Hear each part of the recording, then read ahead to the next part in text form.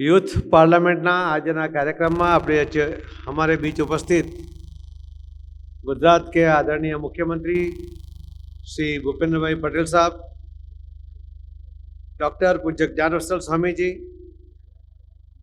गुजरात सरकार के कैबिनेट मंत्री श्री प्रदीप भाई परमार, गुजरात सरकार में राज्य कक्षा के मंत्री Shri Jagdish Bhai Panchal, doctor Ritvij Patel, Shri Kamal Kishore Hada, chairman United group, Shri Anil Bhai Agrawal, chairman DA group, doctor AK. Suryavanshi, उपकुलपति कर्नावती यूनिवर्सिटी, यहाँ पर पधारे हुए सभी आमंत्रित भाई बहनों और बहुत बड़ी संख्या में यहाँ पर उपस्थित सभी युवाओं, मुझे जब इस कार्यक्रम का निमंत्रण मिला तो मैं सोच रहा था कि यहाँ पर भी पार्लियामेंट में जिस तरह से बहस होती है या पार्लियामेंट की जो सिस्टम है उस सिस्टम के ऊपर चर्चा होगी कि उसके सिस्टम में किस तरह से काम किया जाता है और जो सांसद है वो बहस के लिए उसको किस प्रकार का अधिकार है। मगर जब मैंने वो देखा तो यहाँ पर जो अलग अलग जो डिबेट होती है वो अलग अलग विषय के ऊपर होती है। वैसे तो नए लीडर तैयार करने के लिए ये यूथ पार्लियामेंट का आयोजन किया जाता है और 2018 में आदरणीय प्रधानमंत्री श्री नरेंद्र मोदी साहब ने मन की बात में भी ये बात कही थी कि इस तरह का आयोजन जिला कक्षा तक भी होना चाहिए और कई जगह पर गुजरात में भी हुआ और बाकी जगह पर भी हो रहा है। मैं रात को मैंने देखा एक लड़की जो लोकल फॉर वोकल के विषय के ऊपर उसने बहुत अच्छे से अपनी बात रखी थी और वो जो यूट्यूब पर उसका वीडियो बहुत वायरल भी हुआ था। मुझे लगता है कि आज का जो युवा हमारे समाज में जो प्रश्न है उसको समझे, उसके ऊपर अपना ओपिनियन रखे और जो अपना ओपिनियन रख सकता है वही लीडर बन सकता है। लीडर में तो हर प्रकार का लीडर होता है, कोई हमारे अगर मिलिट्री है वहाँ भी उसका कोई लीडर होता है, हमारी कोई इंडस्ट्री है वहाँ भी उसका लीडर होता है। मगर लीडर का जब हम उसको हिंदी में कहते हैं कि नेता, और जैसे ही नेता शब्द आ जाता है तो लोगों का ओपिनियन उसके प्रति बदल जाता है, नेगेटिव हो जाता है। उसके कारण भी है, उसके लिए नेता भी जवाबदार हो सकते हैं। मैं मानता हूँ, मेरा अनुमान है, बाकी लोगों का अनुमान नहीं भी हो सकता। मगर यही पॉलिटिकल जो लीडर्स अपनी बात या जो समस्या को हल करने के लिए जो कोशिश करते हैं उस समस्या के हल करने की उनकी कोशिश को बल मिले और युवा क्या चाहता है या उसका क्या होना चाहिए उसके ऊपर उनका ओपिनियन ऐसे ही डिबेट के अंदर मिलता है और उसको भी अपना रास्ता आगे जाने के लिए दिखता भी है। हमारे आदरणीय प्रधानमंत्री नरेंद्र मोदी साहब कहते हैं कि हमारे देश में 65% 65% युवा है और युवा कभी निराश नहीं होना चाहिए। हमें खुशी है कि हमारे जो देश के युवा है वो बहुत जागरूक है। जो 2018 के पहले यूथ पार्लियामेंट में भी करीब 88,000 लोगों ने हिस्सा लिया था, ऐसा मुझे पता चला। मेरा फिगर गलत हो सकता है, मगर इस तरह से इतने युवा अगर देश की समस्याओं के बारे में डिबेट करें, उसके ऊपर अपनी सोच रखे तो जरूर उसका एक बहुत अच्छा परिणाम भी मिल सकता है। और जो कहते हैं ना कि पहले एक पगडंडी होती थी, उसके ऊपर लोग चलते रहते थे, मगर कोई युवा है और पगडंडी तोड़ देगा और अपना नया रास्ता बनाएगा, या जो नियम बने हैं उस नियम को तोड़कर वो आगे जाने की सोचेगा, वही लीडर बनेगा। अगर जिसमें पुराने नियम तोड़ने की हिम्मत नहीं है वो कभी लीडर नहीं बन सकता। वो कुछ नया करना चाहता है तो उसको पुराने को तोड़ना पड़ेगा।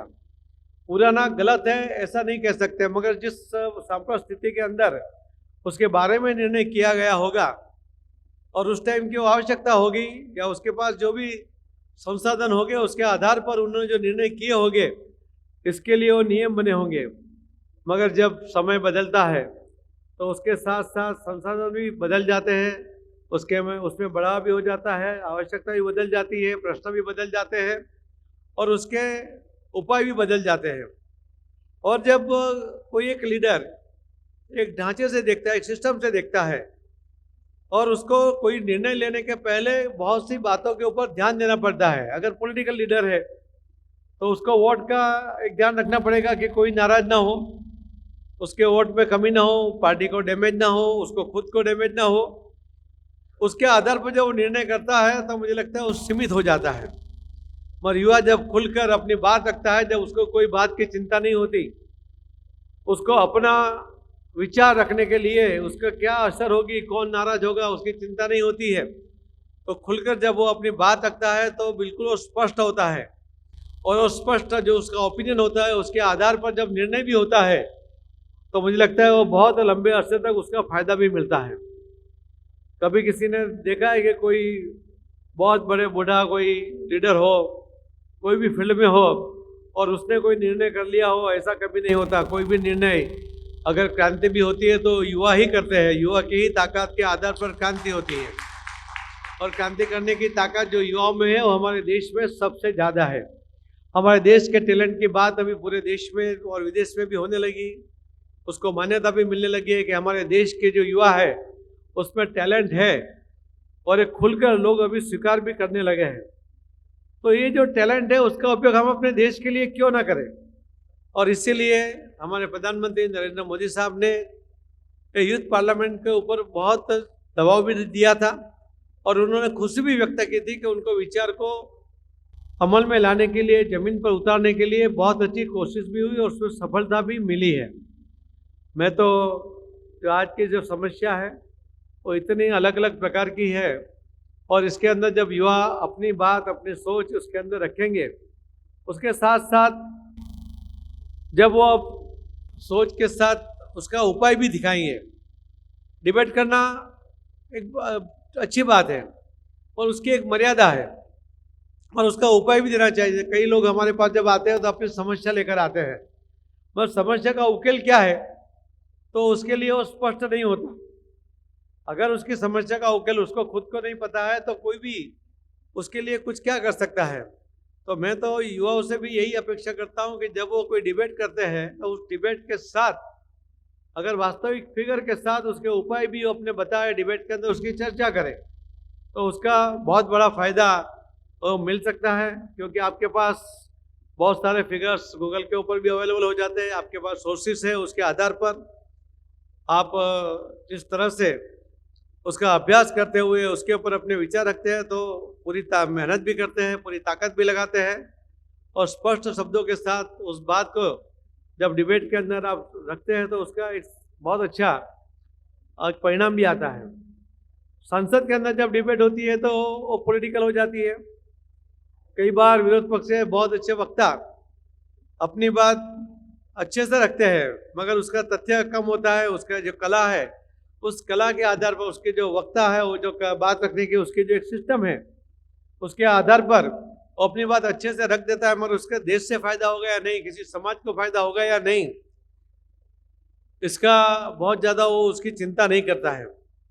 यहाँ यूथ पार्लियामेंट के अंदर जो युवा आज इसके अंदर हिस्सा ले रहे हैं, मैं उनसे तो यही अपेक्षा करता हूँ कि सांप्रत स्थिति के अंदर बहुत से ऐसे मुद्दे हैं कि जिसके लिए उकेल हम चाहते हैं। हम चाहते हैं कि इसका निकाल होना चाहिए। मैं कोई एक मुद्दा अभी यहाँ रखूँगा तो उसका मतलब एक पॉलिटिकल एंगल से उसको देखा जाएगा। इसके लिए मैं उसको कोई मुद्दे पर बात नहीं करूँगा, मगर मैं आपसे जरूर ये चाहूँगा कि आप हर मुद्दा उसके ऊपर अपनी बात रखें और उसके उपाय के साथ बात रखें।